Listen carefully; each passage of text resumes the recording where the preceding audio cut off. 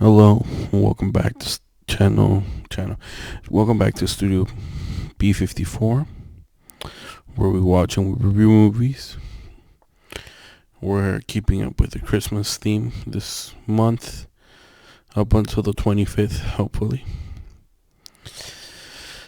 Today we just finished watching the movie Love Hard. God damn. You know what? That's a good movie. It's a good movie. It's a good comedy movie. I had watched it before. I feel like I'm cheating because I'm watching movies I had already seen. But I know this is a good movie. So, what I got from this movie is that if you lie enough, you will get the girl. Okay? Like, yeah, she has to get over the lie at the beginning. But at the end of the day, if you lie enough and, like, convince her, she'll stick around for the truth. She'll wait around for the truth, I guess. So the movie is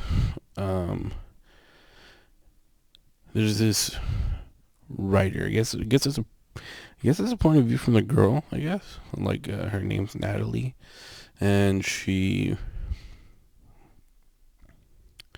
writes articles and stuff about like her bad dates in L.A.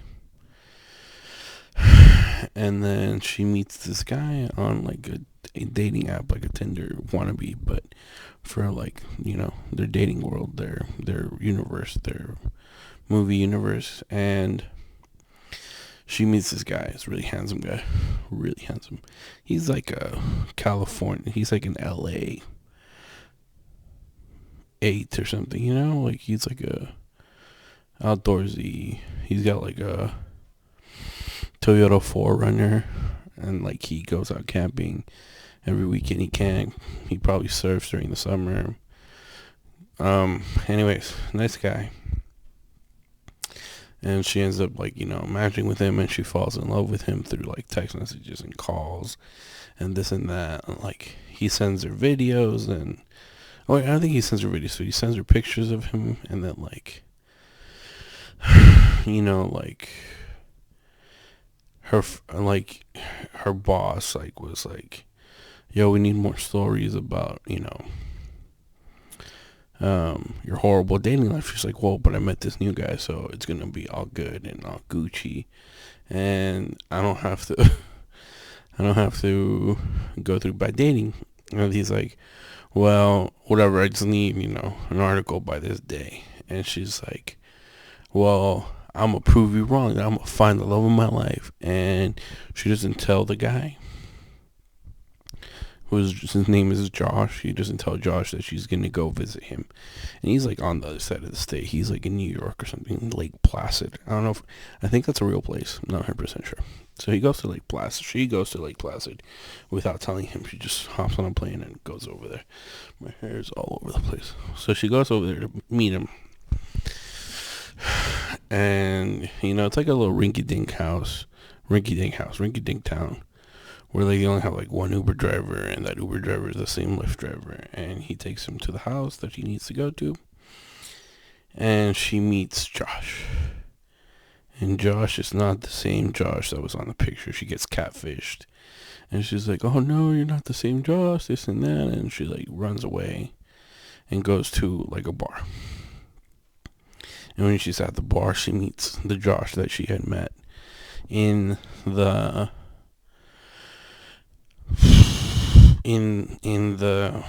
dating website. And she's like, oh, this guy's real, it's just that you pretended to be him. He's like, oh yeah, well, he's a real person or whatever. And she takes a couple shots, and she's like, okay, I'm gonna sing like a sexy Christmas thing for him, and like I'm gonna swoon him, I'm gonna pick him up.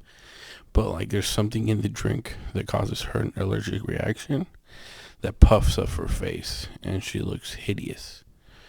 I don't care. She looks hideous. She doesn't look that bad, but she looks like like if you've ever seen the movie My Germs, that's the kind of ugly she looked like. Not like ugly, regular ugly, like My Germs ugly. The stuff that we can't make fun about anymore.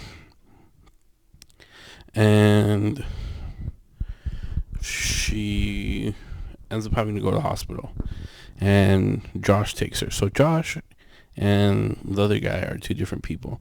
There's Josh and there's Tag. Tag is the handsome person. Josh is the ugly guy, according to her. Josh looks like a normal human being to me, you know. And she's like getting ready to leave. He's like, how about this? How about I do you a favor? I'll try to get you in contact with Tag and you can start dating him as long as you become my girlfriend for a week, as long as until Christmas gets here, so that I don't have to deal with my family alone, you know? And I like prove to them I have a girlfriend and my brother and this and all those people. And she's like, okay, whatever, I'll do this. So it turns out that Tag's like a very outdoorsy guy, and she's like, damn, I didn't think I wanted an outdoorsy guy, even though the other guy was outdoorsy, you know?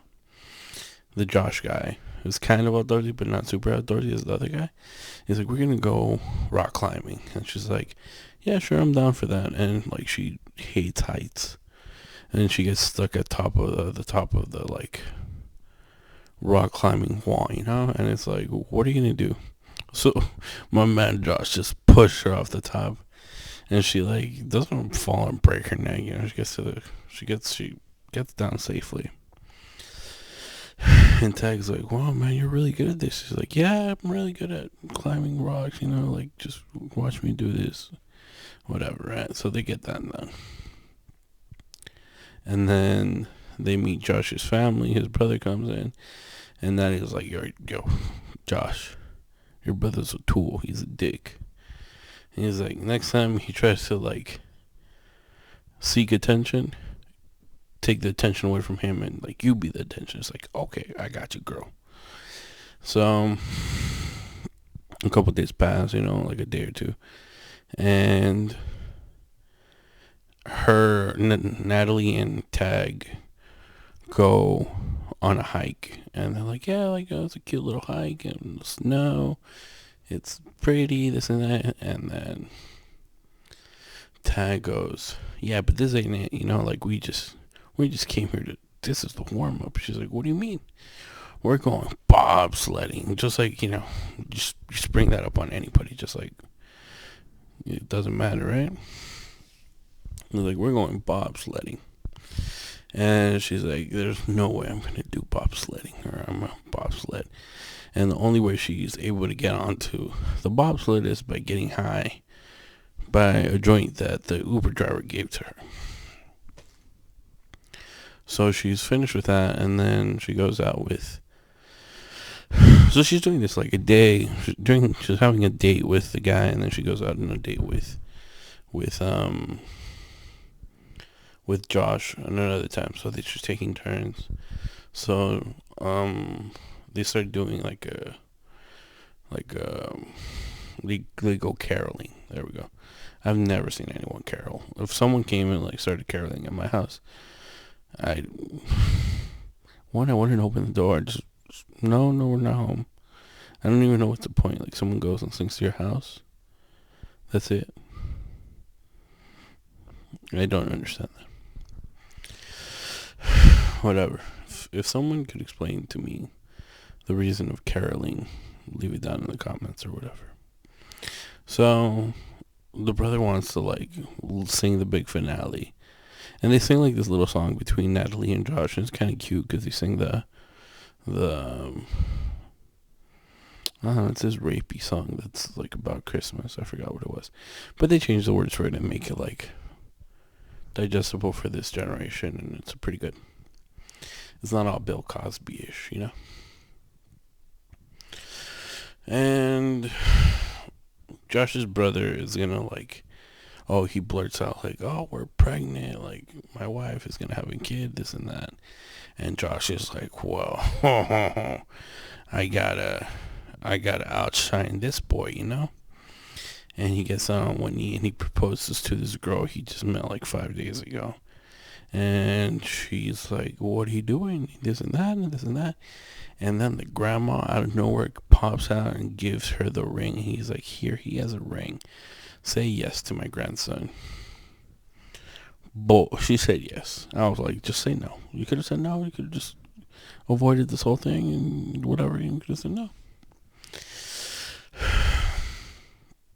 She's like, so they go home. They get in a fight. He's like, this all could have been prevented if you would have said, if you wouldn't have done that. He's like, well, it's okay. Plan's still going. We're still going to go according to plan and just,